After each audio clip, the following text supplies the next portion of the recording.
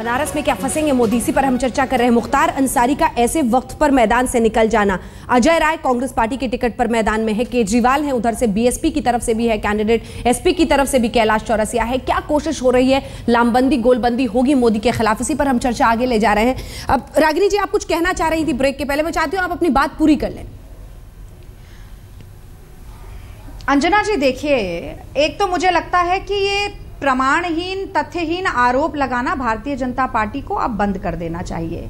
मुख्तार अंसारी के भाई ने आज ये स्पष्ट किया है, या कल स्पष्ट किया था कि वो नहीं चाहते कि यहाँ पर ध्रुवीकरण हो। ये किसके शब्द थे वो, और ये एक खासा संकेत है कि इस देश में मुसलमान खौफजदा है भारतीय जनता पार्टी से, जो एक तथ्य है। इस तथ्य को हटाने के लिए भारतीय जनता पार्टी कोई पहल नहीं करना चाहती, गुजरात में मुसलमानों को टिकट नहीं देना चाहती। अब ये जो सारी बातें ये तो अंसारी साहब ने खुद कही हैं, उनके संगठन, उनकी पार्टी ने खुद कही हैं। इसमें कांग्रेस पर इल्जाम लगाना मैं समझती हूँ पहली बात बिल्कुल बेबुनियाद है।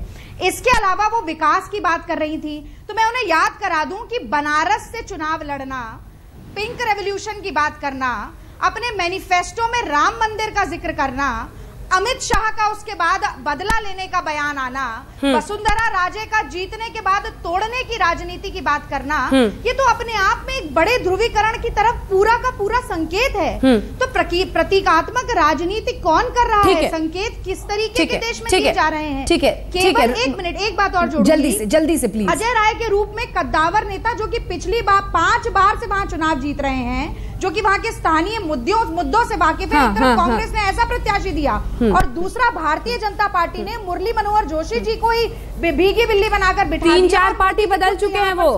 रागिनी जी 3-4 पार्टी बदल चुके हैं, बीजेपी में भी रह चुके हैं 93 में, लंबे वक्त तक बीजेपी में भी रहे हैं, एसपी बदल चुके हैं, लेकिन बार बार जीत कर आ रहे हैं, तो कुछ ना कुछ तो बनारस की जनता के लिए कर ही रहे होंगे। बनारस में क्या फंसेंगे मोदी, ये सवाल इसलिए उठा है क्योंकि मुख्तार अंसारी अब चुनावी मैदान में नहीं उतर रहे हैं, लेकिन संकेत साफ उनकी पार्टी की तरफ से, उनके भाई अफजाल अंसारी की तरफ से दिए गए हैं कि हम अन्य किसी का साथ दे सकते हैं, क्योंकि नरेंद्र मोदी को हराना है, हर हाल में हराना है। क्या ध्रुवीकरण की ये एक आखिरी कोशिश हो रही है अन्य पार्टियों की तरफ से, ताकि नरेंद्र मोदी को फंसाया जा सके? अब हमारे साथ आशुतोष भी आम आदमी पार्टी के नेता जुड़ गए हैं, चांदनी चौक से, वो खुद चुनावी मैदान में हैं, और इधर हमारे साथ रविदास मेहरोत्रा जी समाजवादी पार्टी की तरफ से जुड़ गए हैं। आशुतोष जी, सवाल आपसे है सबसे पहले, ये मुख्तार अंसारी से भी अब परहेज नहीं रहा ना? भ्रष्टाचार और अपराध के खिलाफ जो व्यवस्था बदलना चाहता था, जो देश बदलना चाहता था, मोदी को हराना आज इतना महत्वपूर्ण हो गया कि उन आदर्शों से समझौता भी सही। अंजना जी, पहले बात तो मैं आप लोगों को स्पष्ट कर दूं, सुबह से मीडिया जो चला रहा है निहायत अनर्गल है और उसमें कोई दम नहीं है। अरविंद केजरीवाल ने यह कहा कि कल ये कहा कि भाई नरेंद्र मोदी देश के लिए खतरनाक है, उनको हराने के लिए सब लोगों को साथ आना चाहिए। आज मुख्तार अंसारी की तरफ से बयान आया कि वो अरविंद केजरीवाल को सपोर्ट करते हैं। मेरा सवाल इस बात को लेकर यह है कि अगर गांधी जी अपनी यात्रा पर निकल रहे हैं, दांडी यात्रा, और उसमें कुछ लोग अगर शामिल हो रहे हैं, तो उसके लिए आप गांधी जी को कैसे जिम्मेदार ठहरा सकते हैं? क्या आप ये कह सकती हैं या बता सकती हैं, मीडिया का सेक्शन बता सकता है जो सुबह से कैंपेन चलाए हुए है, कि मुख्तार अंसारी का समर्थन हमने मांगा? क्या हमने उनसे कोई फोन किया? क्या हमारे लोगों को उनसे मुलाकात हुई? क्या पर्दे के पीछे किसी तरीके की कोई बातचीत हुई? अगर कोई आदमी खुद अपने से तो आशुतोष जी, हम आपके साथ आना चाहते हैं, आशुतोष जी, तो इसके लिए एक मिनट, इसके लिए आप अरविंद केजरीवाल एक बीच में एक सवाल पूछने दीजिए जिम्मेदार ठहरा सकते हैं। आशुतोष जी, और आशुतोष जी कह सकती हैं कि तो आइए ना सामने। आशुतोष जी, आप तो मूल्यों को, एक सेकंड, आप तो कहते थे ना कि आप सब कुछ बदलेंगे, आप देश बदलेंगे, आप सोच बदलेंगे, तो आइए ना आगे और कहिए कि हम मुख्तार अंसारी जैसे अपराधी का समर्थन नहीं लेंगे, हम ऐसे तत्वों को राजनीति से हटाने के लिए ही चुनावी मैदान में उतरे हैं, हमें मुख्तार अंसारी का समर्थन नहीं चाहिए। बोलिए ना अंजना जी, मैं तो पहले आप लोगों से कह चुका हूं, और सुबह से मैं देख रहा हूं मीडिया का कैंपेन जिस तरीके से चल रहा है, ये अनर्गल कैंपेन चल रहा है, और मुझे इस पर सख्त आपत्ति है। इस बात पर आपत्ति है कि आपके पास, आप ये बताने के लिए तैयार नहीं है कि भाई आम आदमी पार्टी की तरफ से कब उनसे कहा गया कि आप हमारे साथ आइए, कब उनसे समर्थन मांगा गया, कब उनसे किसी तरीके समझौते की बातचीत की गई, और आप लोग सुबह से चला रहे हैं। मतलब कहीं ना कहीं तो पत्रकारिता के अंदर एक न्याय संगत बात होनी चाहिए। जो बात हमने कही नहीं, जो बात हमने की नहीं, जिस तरीके के गठबंधन ने कोई बात की नहीं है, उसके लिए आप लोग सुबह चला रहे हैं कि अपराधियों से समझौता कर लिया है, मूल्यों पर समझौता कर लिया है। आप नरेंद्र मोदी के बारे में आप लोग बात नहीं करेंगे कि बाबूलाल बुखारिया को क्यों अपराधी घोषित करने के बाद कैबिनेट में क्यों ले रहे हैं, दीनू सोलंकी के बारे में आप लोग बात नहीं करेंगे। कहीं ना कहीं तो थोड़ा बहुत तो ध्यान रखिए आप लोग, मुझे लगता है ऐसा ना हो कि पत्रकारिता के ऊपर से कल लोगों का ध्यान थोड़ा उठना खत्म हो जाए। मैं चाहती थी कि मैं बीच में आपको नहीं टोकूं, लेकिन बाबूलाल बुखारिया हो या अन्य लोग हो या नरेंद्र मोदी हो या उनके खिलाफ जो हो, वो बात भी उतनी ही बेबाक तरीके से कही जाती है आज तक पर। लेकिन वानी जी आपकी उस बात पर एक जवाब देना चाह रही थी। सवाल यह है कि हम ठीक है नरेंद्र मोदी को हराना महत्वपूर्ण है, लेकिन वहां उसके लिए कहां तक जाने को। वानी जी आपके पास आने से 1 मिनट पहले मैं एक बार रविदास मेहरोत्रा जी के पास भी जाना चाहती हूँ, क्योंकि अन्य सभी पार्टियों का इस पर रुख आ गया है। अंजना ब्रेक पे जाने के पहले बिल्कुल आऊंगी आपके पास वानी जी, आऊंगी। मुझसे एक सवाल पूछा, आपने मुझे मौका नहीं दिया वो बात करने का। लेकिन आशुतोष जी, जिन्हें पत्रकार के रूप में मैं बहुत साल से जानती हूँ, मैं जरूर जानना चाहूंगी, वो आपत्ति कर रहे हैं, लेकिन क्या वो खंडन कर रहे हैं इस बात का आपके चैनल पर अभी, क्योंकि वो पत्रकारिता की सशक्त होने की बात कर रहे हैं? क्या वो खंडन करते हैं इस बात का आशुतोष जी कि आप मुख्तार अंसारी से सपोर्ट नहीं लेंगे? मैं जानना चाहती हूँ आशुतोष जी से अभी इसी वक्त, क्योंकि उन्होंने आपत्ति शब्द का प्रयोग किया। हम आपसे वाणी जी जानना चाहते हैं कि आप ऐसे व्यक्ति को जिसने अपनी पत्नी के साथ भी धोखा दिया, चुनाव आयोग को भी धोखा दिया, क्या आप ऐसे व्यक्ति का समर्थन करेंगे? से किया है मैंने सवाल आशुतोष जी से सीधा पूछा है। मैं वाणी जी आपसे पूछ रहा हूँ, क्या आप मोदी जी को जिन्होंने अपनी पत्नी को धोखा दिया, जिन्होंने चुनाव आयोग को धोखा दिया, ठीक है, ये क्रॉस क्वेश्चनिंग बहुत अच्छी है बहस के लिए, ये क्रॉस क्वेश्चनिंग बहुत अच्छी है, लेकिन टीवी की कुछ मजबूरियां होती है। एक सेकंड और इनकी जो पर्चे को खारिज करे। हाँ ठीक है सुधींद्र जी, थोड़ा क्रॉस क्वेश्चनिंग अच्छी बात है बहस में, लेकिन टीवी की कुछ मजबूरियां होती हैं। दर्शक एक ही व्यक्ति को एक बार में सुन सकता है, सब बोलेंगे तो नहीं सुन पाएगा। रविदास मेहरोत्रा जी, चाहता हूं वाणी जी महिला होने के नाते मैं ये कहना चाहता हूं, वाणी जी महिला। अरे सर आपके सवाल के साथ मैं जाऊंगी उनके पास, जरा सा विराम दीजिए सर 1 सेकंड के लिए प्लीज। रविदास मेहरोत्रा जी समाजवादी पार्टी का प्रतिनिधित्व कर रहे हैं, सवाल यही है कि आप लोग भी चाहते हैं दबे हाथ से कि कहीं ना कहीं मुख्तार अंसारी ऐसे लोगों का समर्थन मिल जाए ताकि पटकनी दी जाए नरेंद्र मोदी को। अब सवाल यह है कि यह भी तो एक किस्म का ध्रुवीकरण हो रहा है। अगर मुख्तार अंसारी का मुस्लिम वोटों में दबदबा है तो जानबूझकर क्या ये भय फैलाने की कोशिश के रूप में नहीं देखा जा सकता है? रविदास जी देखिए, नरेंद्र मोदी को चुनाव हराया जाए ये हम लोग चाहते हैं, और हम लोग ये चाहते हैं कि जो हिंदू और मुस्लिम सेकुलर वोट है वो सारा वोट मिले समाजवादी पार्टी को। देखिए नरेंद्र मोदी जो है 46 साल से लगातार झूठ बोल रहे थे। उन्होंने 4 बार विधायक के लिए नामांकन किया और चारों बार लिखा कि वो अनमैरिड हैं, और 46 साल पहले वो शादी कर चुके थे। जो व्यक्ति 46 साल झूठ बोल रहा हो उसको अधिकार नहीं है कि वो व्यक्ति चुनाव लड़े या राजनीति में रहे या पीएम बने। इससे बड़ा धोखा और संभव नहीं है। रविदास जी 46 साल से कह रहा हो कि हम इसी मुद्दा पर चुनाव जीतेंगे, पत्नी है, अरे मेहरोत्रा साहब तो यही मुद्दा है आपका। जनता के साथ झूठ अरे यही का काम किया, मेहरोत्रा साहब किया, और ऐसे व्यक्ति को चुनाव हराना हम लोग चाहते हैं। और बनारस में आपके फंस गए हैं। आपके मुद्दों का और छोर हमें पता चल गया, ठीक है, आपके मुद्दों का और छोर हमें पता चल गया कि आपके लिए क्या मुद्दा है और आम आदमी से कितने दूर तक आपका वास्ता नहीं दिखता है ऐसी बात पर। आशुतोष जी आपके पास मैं आऊंगी, लेकिन वानी त्रिपाठी जी ने जो सवाल किया है उसका जवाब दीजिए।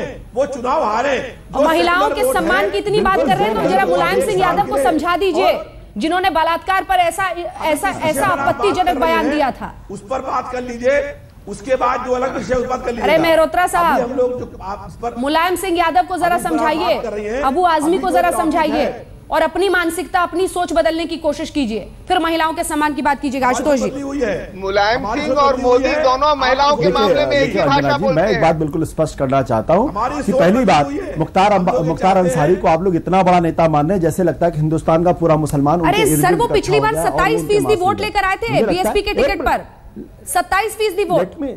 लेट मी आंसर, सेकंड थे। Let me answer, let me answer. मैंने कहा कि 27%, क्योंकि वो मुरली मनोहर जोशी 2 ही लोग वहां पे चुनाव लड़ रहे थे कायदे से, और जाहिर सी बात है एक आदमी को वोट मिलेगा दूसरे को भी वोट मिलेगा।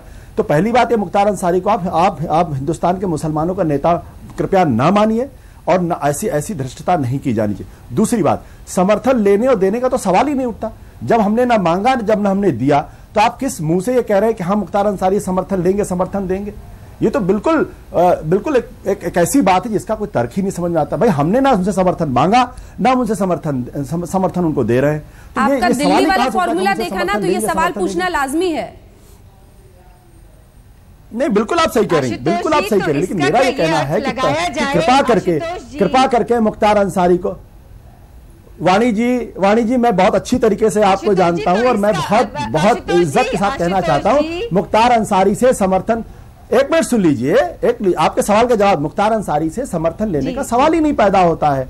हम ना उनसे समर्थन मांग रहे हैं, ना समर्थन दे रहे हैं। इतनी सी बात मैं कह रहा हूं, सुबह से मीडिया चलाए हुए है, इसको कैंपेन किए हुए हैं, वो जरा ठीक है। रागिनी जी कुछ बोलना चाह रहे, रागिनी जी। अब इससे स्पष्ट जवाब तो मैं नहीं दे सकता ना, देखिए अंजना जी, आशुतोष जी, इससे स्पष्ट जवाब तो मैं नहीं दे सकता अंजना जी। जब आप पॉलिटिक्स, आशुतोष जी, जब आप पॉलिटिक्स को क्लीन करने की बात पर राजनीति करने की वजह से आम आदमी पार्टी का गठन हुआ, आपके जैसे वरिष्ठ पत्रकार जब इस तरह की राजनीति करने के लिए मैदान में कूदे और निर्वाचन प्रक्रिया का भाग बने, जवाब में नहीं दे सकता। मैंने कहा कि समर्थन देने का सवाल ही नहीं उठता। आप मान ही नहीं रहे मेरे जवाब। किस तरह का संदेश दे रहे हैं? बिल्कुल संदेश दे रहे हैं। ठीक है वाणी जी, आपने अपनी बात कह ली। प्लीज एक सेकंड वाणी जी, प्लीज। रागिनी जी जो कुछ कहना चाह रही है, फिर मुझे ब्रेक पर जाना है। प्लीज एक सेकंड रागिनी जी, जल्दी से। हाँ